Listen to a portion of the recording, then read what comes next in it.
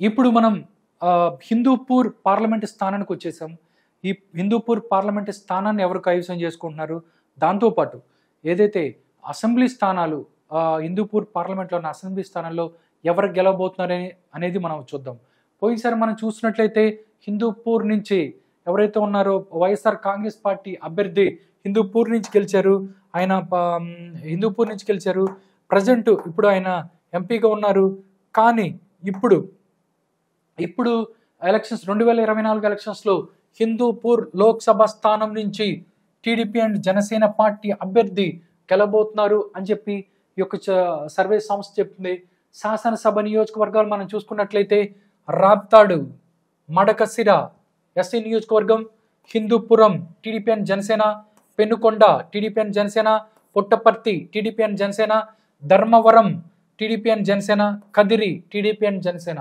ఒకే ఒకటి అదేంటయ్యా అంటే మడకసిరలో మాత్రమే హిందూపూర్ పార్లమెంటు నియోజకవర్గంలో మడకసిరలో మాత్రమే వైఎస్ఆర్ కాంగ్రెస్ పార్టీ గెలుస్తుంది. మిగతాయి మొత్తం రాప్తాడు, హిందూపూర్, పెనుగొండ, పుట్టపర్తి, ధర్మవరం అండ్ కదిరి మొత్తం అన్ని స్థానాలను టీడీపీ అండ్ జనసేన పార్టీ గెలుచుకోబోతోంది అని ఈ యొక్క సర్వే సంస్థ చెప్తోంది. అన్ని చోట్ల టీడీపీ అండ్ జనసేన.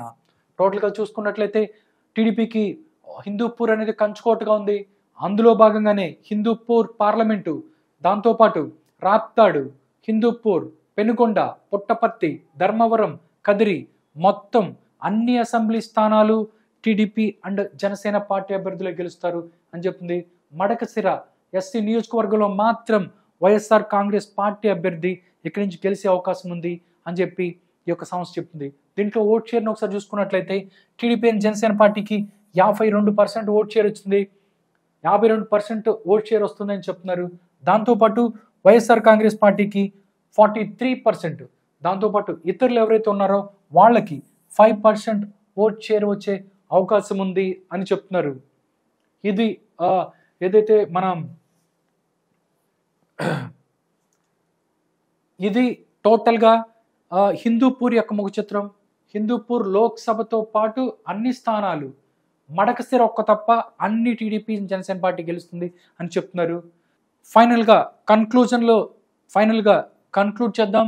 ఫైనల్గా ఈ కన్క్లూజన్లో ఏదైతే pioneer poll strategies private limited సంస్థ ఎక్స్పెక్టెడ్ సీట్స్ ఎంపీస్ ఏదైతే ఉన్నాయో టీడీపీ అండ్ జనసేన పార్టీ ఎంపీలు 15, ఎమ్మెల్యేలు 93, వైఎస్ఆర్ కాంగ్రెస్ పార్టీకి ఎంపీలు 7, ఎమ్మెల్యేలు 39.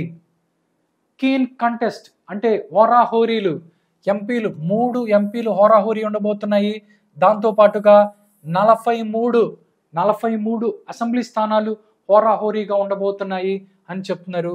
ఇది వైఎస్ఆర్సీపీ పరిస్థితి. ఇది దీనికి సంబంధించి హోరాహోరీ ఏదైతే ఉంది అనేది చెప్తున్నారు. దాంతోపాటు వాళ్ళు ఎక్స్పెక్టెడ్ ఓట్ షేర్ కూడా చెప్తున్నారు.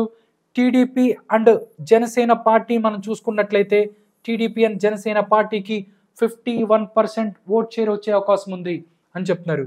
దాంతోపాటు వైఎస్ఆర్ కాంగ్రెస్ పార్టీకి చూసుకున్నట్లయితే 43% ఓట్ షేర్ వచ్చే అవకాశం ఉందని చెప్తున్నారు. దానిలో భాగంగానే ఇతరులు మనం చూసుకున్నట్లయితే 6% ఓట్ షేర్ వచ్చే అవకాశం ఉంది అని చెప్తున్నారు. టోటల్గా ఇది pioneer poll strategies private limited అనే సంస్థ ఏదైతే ఉందో వాళ్ళు పార్లమెంట్ స్థానాలు, అసెంబ్లీ స్థానాలని ప్రిడిక్ట్ చేస్తూ వాళ్ళు చేసిన యొక్క సర్వే యొక్క రిజల్ట్స్ ఇవి. జనవరి వరకు వాళ్ళు చేసిన సర్వేలు. దీంట్లో మార్పు చేర్పులు కూడా ఉంటాయని వాళ్ళు చెప్తున్నారు. చూద్దాం ఇంకా రానున్న కాలంలో ఎలాంటి సర్వే సంస్థలు ఎలాంటి సర్వేలతో ముందుకు వస్తారో అనేది తెలియాల్సి ఉంది.